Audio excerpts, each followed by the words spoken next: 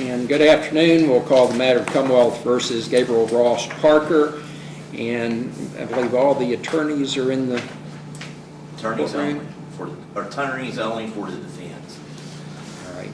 And Mr. Darnell, Mr. Edwards, attorneys on behalf of the Commonwealth are present.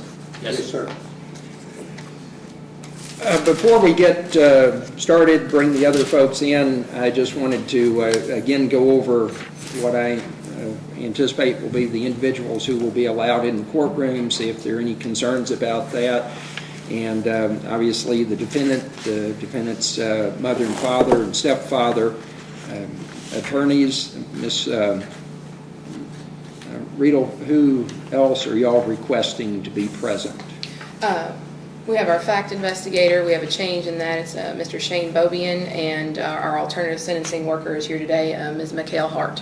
She was present for the detention hearing as well. Yes, ma'am. And Mr. Darnell, on behalf of the Commonwealth. We have several victims' families upstairs. All right. And again, your office has vetted those individuals to make sure that they would be a parent or guardian to Yes. alleged victim. Yes. And as far as the Commonwealth is concerned, who are you requesting to be in the courtroom? Victims' parents or guardians, the attorneys that you see here. I'm going to designate Corey Hamby as my witness, and then we will have probably just one witness testifying. That would be Matthew Wise from KSP. And I'm Matthew Wise, Yes, sir. trooper. Trooper. Yes. All right. Then, And we do have victim advocates that are here as well. and how many? Three. Three plus the Commonwealth Attorney's assistant. We have two victim advocates that have come in from the AG's office, so there's no objection. There's Two three. from the AG, and then any? Then Laura Riley with our common attorney's office. All right. It's three victim advocates that we have right now. Ms. Riedel, Mr. Kreider, you want those individuals named or have any No issues to objection. take up before we go on Your the Honor, record? Ms. In Carter? regard to victims, I think that some of the individuals here are probably, it's a few situations, but there are a few where the parents were no longer married and now they have another spouse. So if we could have are we gonna let step? When I was up there, I didn't see a step. Okay, we're gonna make it sure that they're a blood parent or legal guardian. They're married a step parent. Well, if it is a step parent, and again, we'll be happy to hear from defense on this, a step parent who lives in the same home as one of the alleged victims, has regular contact with them, I Okay. would have no objection. If it's limited contact or exposure, that might be a different situation. I'll try to vet those as they're coming in. All right, and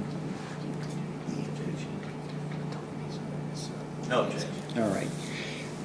Then I believe that by statute, the Department of Juvenile Justice would be entitled to have one or two representatives present.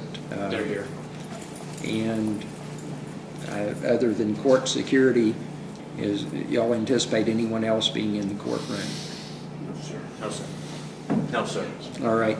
The second thing I wanted to address is there have been, I guess, joint motions, not filed together, but in regard to a gag order. And have you all had an opportunity to discuss that at this juncture? I have not, Judge. I just happened to see my copy on email about an hour ago after I saw it. Well, both sides have actually moved for a gag order. Here, and if y'all want to be heard on this or make arguments, and we can do that once everyone's in the courtroom. Here's my take on it at the moment. I have reviewed the statutes, I've reviewed your motions, I understand the concerns related to inappropriate disclosure of information to the public.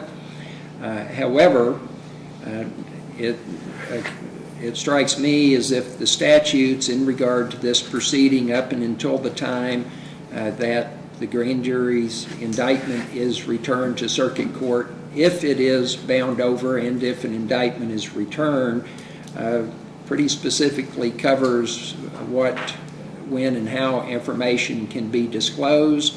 KRS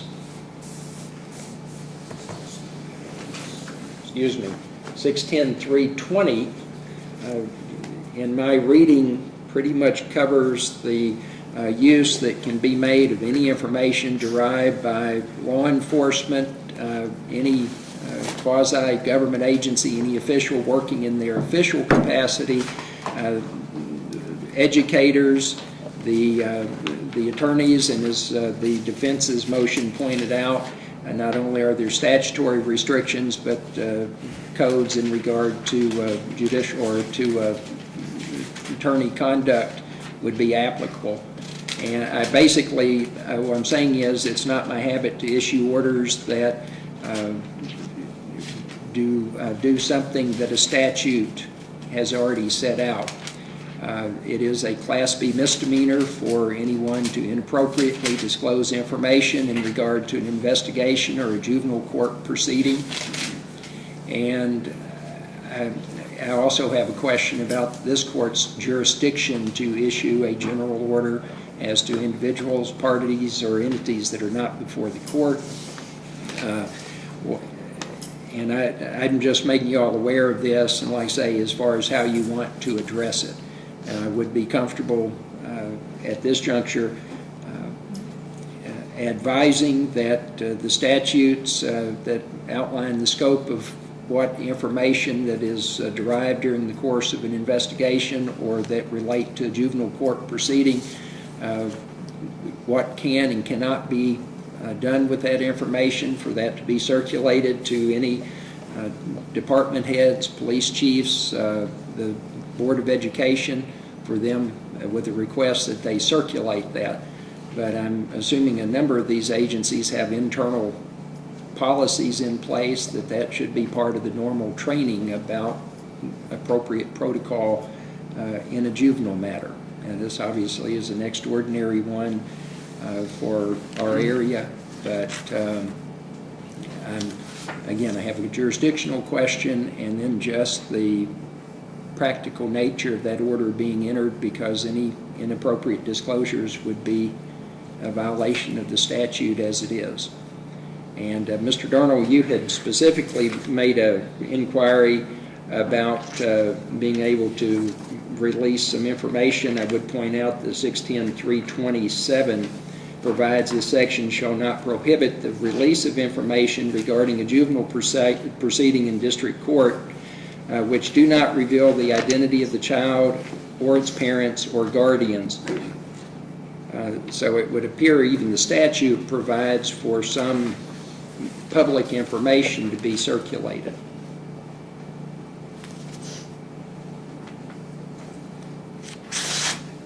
I'm satisfied with the court's explanation. Ms. Reed was handling ours. Well,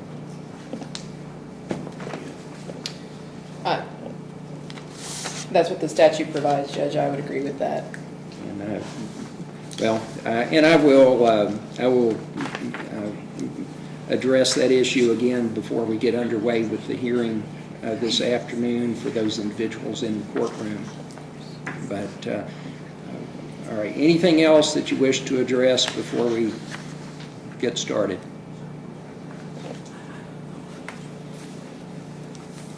No, sir. Just, I guess, a couple of loose ends. We had a conference call on the record in regard to the search warrant on the defendant's cell phone, and have you all had an opportunity to review and address that, or is there anything that we need to discuss? Well, Judge, I was going to wait, but we can go ahead and talk about that now. The state police investigators are ready to go on the cell phone, and all the evidence that we have, that's probably the most important key piece of evidence that we need to try to get into that phone to see what's there. I mean, there could be evidence of conspiracy, there could be lots of things on that cell phone, so we've got to move on it. We're ready to go, and, you know, I'm almost at the point where unless the court tells me no, I'm to the point where we're telling the detectives to go for it. We have retained an expert, and we are still in the process of consulting with them. All right. Well, do you have a outside window, Ms. Riedel, of when you think you would be able to communicate something definitive to the Commonwealth? I would have to double check with the expert. I can try to get that to, I can try to get them a window by Monday, maybe.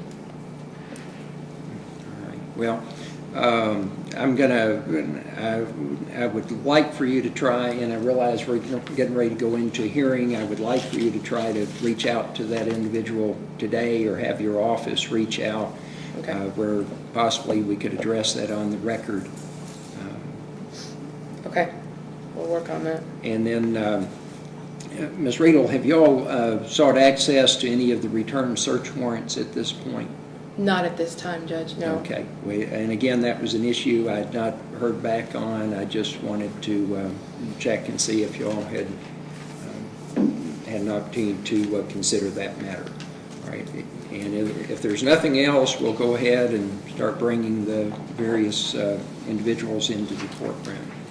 And again, if there's no objection, my intention was to have the families of the alleged victims enter the courtroom, identify themselves in the presence of the family of the defendant, but not with the defendant in the courtroom, and then bring the defendant in after everyone is seated. No, Judge. All right? Your Honor. Yes, sir. Mr. Blankenship. Yes. My office is very familiar with the movement of the case from adult district court to the grand You jury. mean juvenile district court, Mr. Well, I mean, I'm Blankenship? saying that part of it we're very familiar with. Coming from juvenile court to the circuit Okay. court, that is a little new for us. And you would, with this court, the juvenile court, retain jurisdiction until he is indicted and that is returned to court? Would that be a proper interpretation? Well, Mr. Blankenship, I'm not going to give advisory opinions about the scope of the court's jurisdiction. If there are motions filed and an issue that needs to be reviewed, I would consider that on a case-by-case basis, assuming that defense counsel would receive a motion and that would be addressed. And again, I'm not inclined to speculate on what ifs. If there's something specifically before me or a motion made at the conclusion of the hearing today, I would address those on a case-by-case basis. I believe the statutes provide some guidance in that regard and would refer you to them accordingly. Anything else? All right. We will bring the family of the defendant in, and we can go. I think we can go ahead and start letting folks access the courtroom accordingly. Pardon? Yeah, we're going to be on the record. Continuous.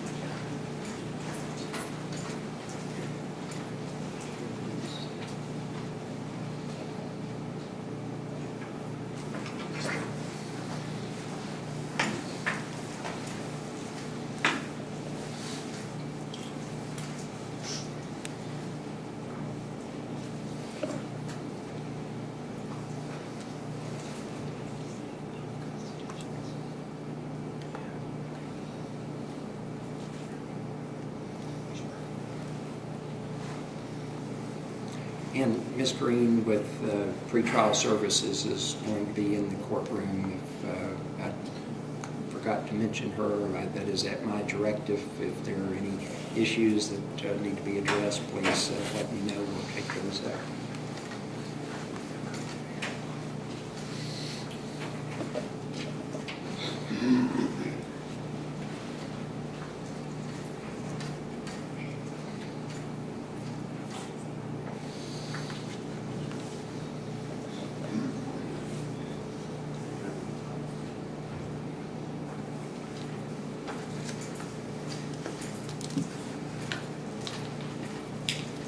Lisa's wanting to talk, we're gonna make sure that the right ones are out there before they come in. Okay. All right.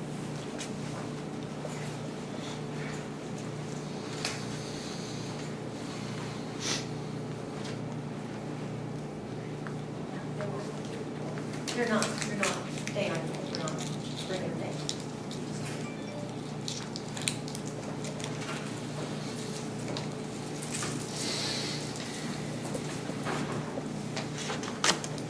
Judge, may I have you excuse briefly to attend to that cell phone issue? Yes, ma'am.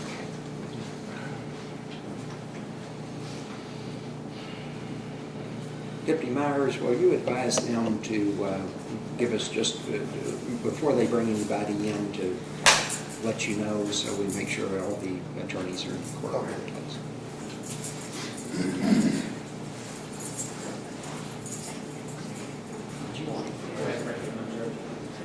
Pardon?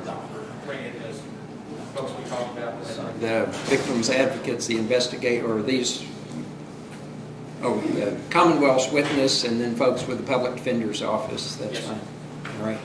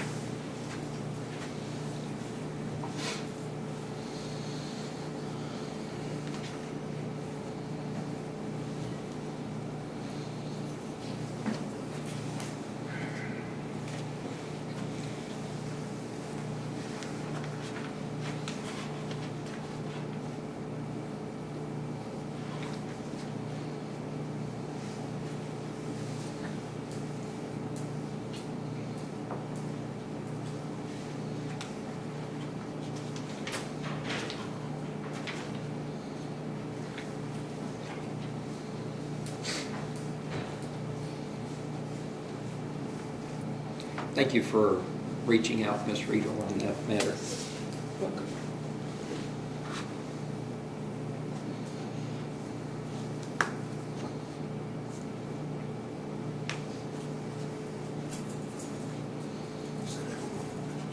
Yes.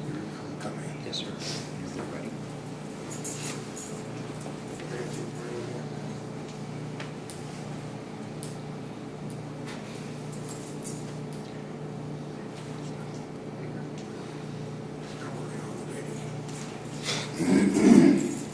Well, if you'll just let us know when you're ready to come in, please.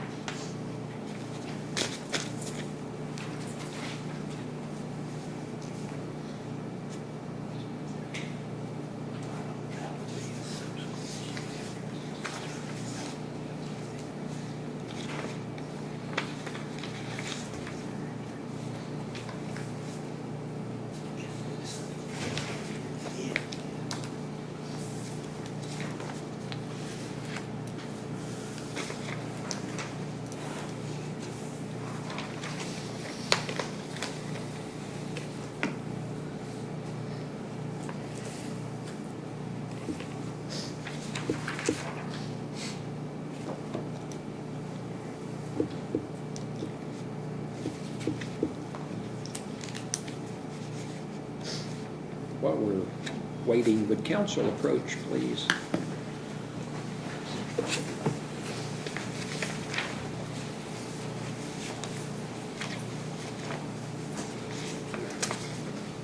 The clerk presented me with this today. I don't know if, I haven't looked at it, so I don't know if that was served on council of record or not.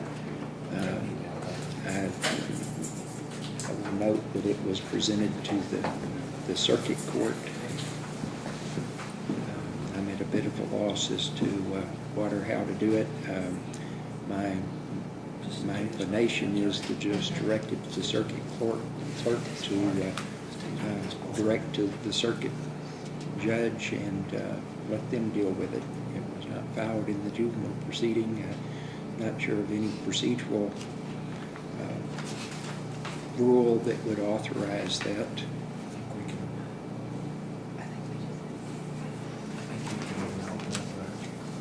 Investigation for unauthorized practice of law.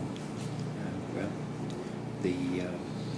I'll leave that to the Commonwealth to review and make a decision on.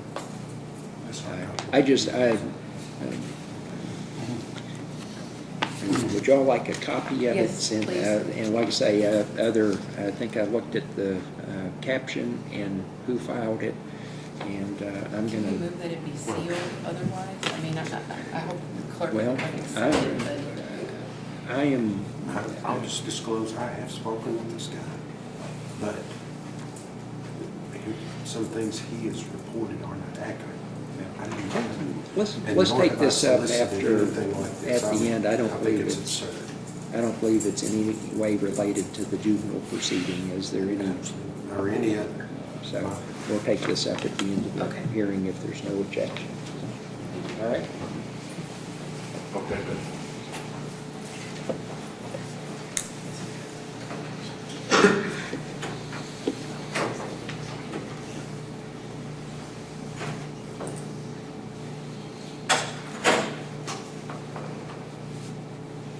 I'm having trouble connecting to the internet. Check your Wi-Fi for connection by going to settings.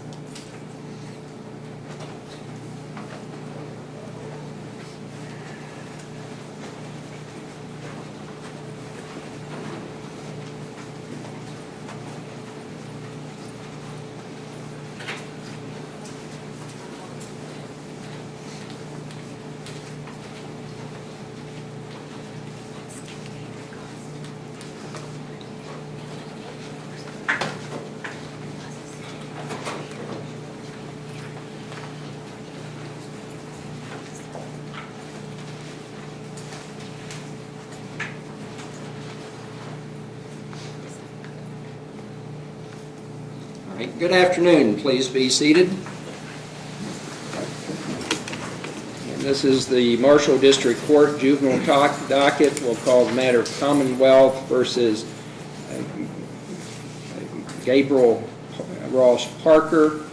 And first order of business is we will identify all of the individuals who are in the courtroom and their statutory authority to be present before we proceed further.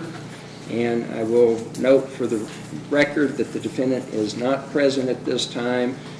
He will be admitted to the courtroom after we have done introductions of the other individuals who were present by virtue of statute. I will begin, Ms. Riedel, if counsel would identify themselves, please. Cherie Riedel, counsel for the child. Mike Crowder, counsel for the defendant. And if other members of the DPA staff would come forward and state their names and position, please. Yes.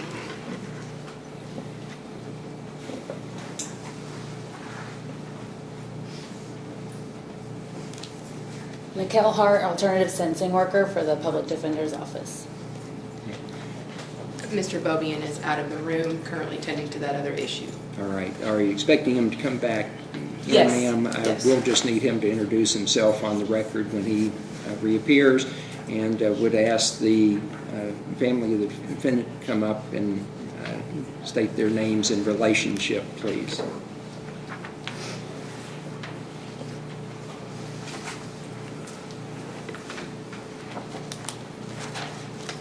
Austin Parker, Gabriel's father. Justin Minyard, Gabe's stepfather. Mary Garrison Vineyard, Gabriel's mother. Sir, if you would step up, state your name and position, please. Shane Bobby, Special Investigator with the Department of Public Advocacy. Mr. Darnell? Jason Darnell, Assistant County Attorney. Lisa Carter, Assistant County Attorney. Jeff Edwards, Marshall County Attorney. Corey Hamby, Detective, Kentucky State Police. Jacob Ford, Assistant Commonwealth Attorney. Mark Blankenship, Commonwealth Attorney. Tyler Robertson, Juvenile Services District Supervisor, Department of Juvenile Justice. Is that DJJ, ma'am? Yes, sir. Okay. All right. And ladies and gentlemen, if y'all would be kind enough to come up, state your names, please, and understand that you are family members of the alleged victims in the matter. If you would just come up and state your names and relationship to them at this time.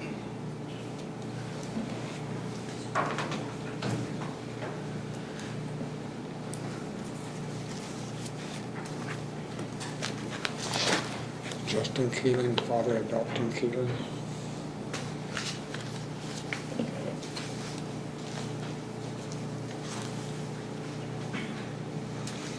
Corey Dysinger, Hannah Dysinger's mother.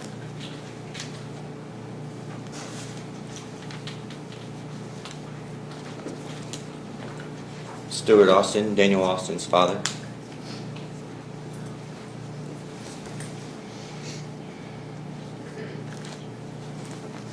Andrea Austin, Daniel Austin's mother.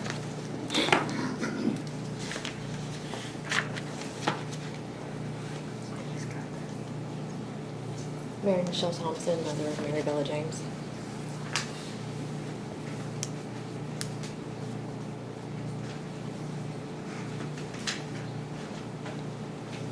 My name is Gary Smock. I'm Gage Smock's dad.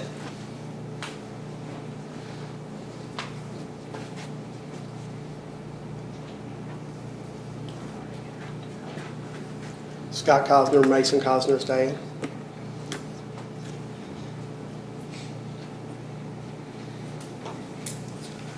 Beth Cosner, Mason Cosner's stepmother.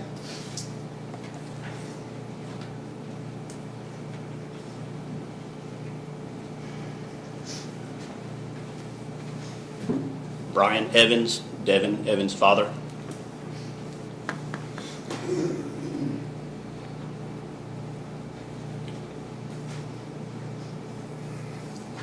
Brian Cope, Preston Cope's father.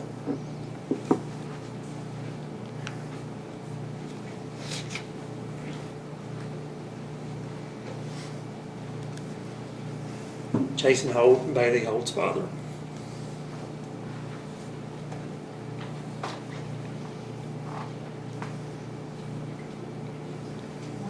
If you would, please. Laura Riley, Commonwealth Attorney's Office, Victim Advocate.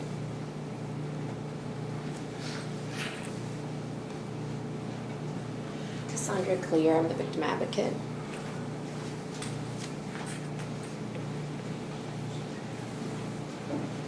Robin Mohun, Victim Advocate.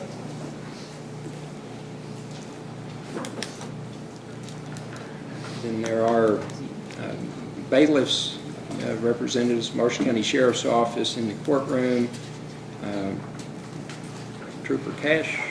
We're going to request Mr. Cash, or Trooper Cash, wait outside until he's called as a witness.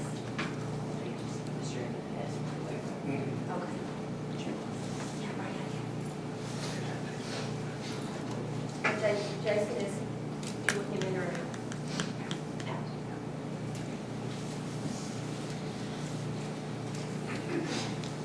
And Ms. Kara Green with pretrial services of the Administrative Office of the Court is in the courtroom in regard to this matter. Anything else we need to take up before we go forward? No, Your Honor. No, Your Honor. Ask the defendant to be brought into the courtroom.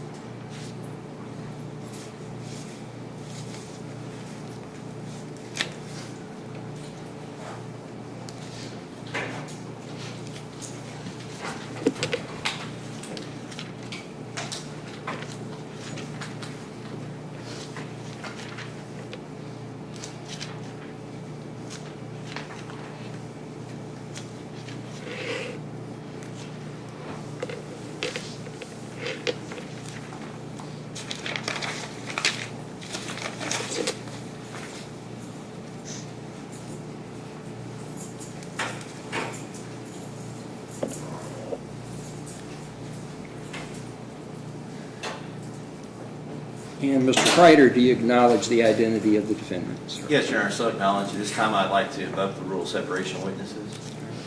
Mr. Darnell, are you aware of any other potential witnesses that are in the courtroom other than the officer has been designated as Commonwealth's witness?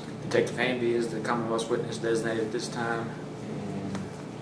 And I see no other witnesses. All right, and Mr. Kreider, does defense have any potential witnesses in the courtroom No, that Your would fall under the rule? No, Your All Honor. right. Ladies and gentlemen, good afternoon. We are here today for a hearing on the Commonwealth's petition to determine whether this defendant will be classified as a youthful offender. That is a hearing that is the equivalent of a preliminary hearing in an adult case as far as the rules that apply. And the first thing that I need to address before we move forward is an extraordinarily important matter, and that has to do with the confidentiality of the proceedings this afternoon. Everyone in the courtroom is here because they have a statutory right to be present. And I realize that these are extraordinary circumstances for you, for our community. However, one of the requirements under the statute is the rules in regard to confidentiality for proceedings in this court. And while you have a statutory right to be present, there is no legal right to leave the confines of this courtroom and share with anyone in our community, with very limited exceptions, any details or information that you may learn during the course of the proceeding this afternoon. There may be information that you have firsthand knowledge of, that you've become aware of through means that do not involve the court proceeding or official investigation, but my remarks are directed in particular at any information that comes out during the course of this hearing. And the part of my responsibilities have to do with ensuring the integrity of the process and making sure that the statutes and laws that pertain to this proceeding are followed. What I would liken this to is if you throw a pebble in a pond, the ripples that go out, little decisions, failure to keep a matter confidential may not seem like a big issue at the moment. However, somewhere down the road, that decision could have very significant implications for this matter that could affect many, many people. So again, I will urge that you keep the matter confidential. Certainly the ability to discuss issues within the immediate family, to discuss those with children, with counselors, to talk with attorneys, law enforcement officials, investigators, basically on a need-to-know basis would be appropriate. However, sharing information with the media, making postings online, sharing information with people who are not in that immediate sphere of folks that need to know certain details would be inappropriate. It would actually be a violation of the law.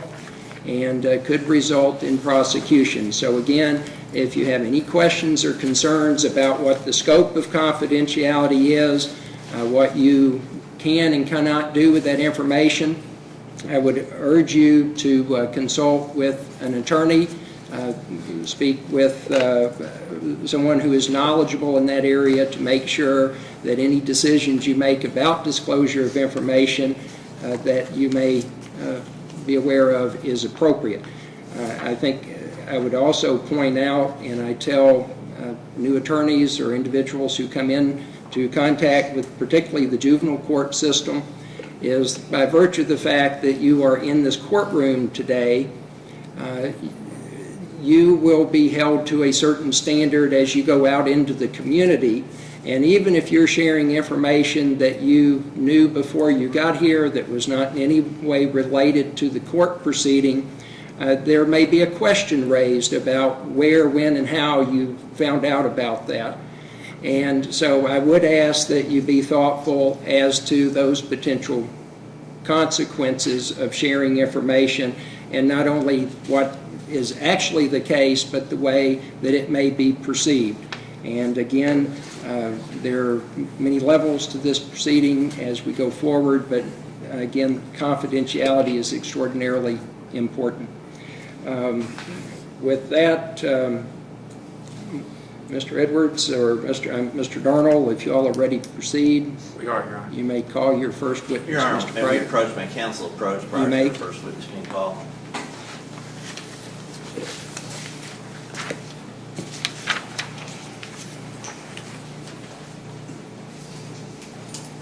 If you want me to turn the background noise on. That'd be good.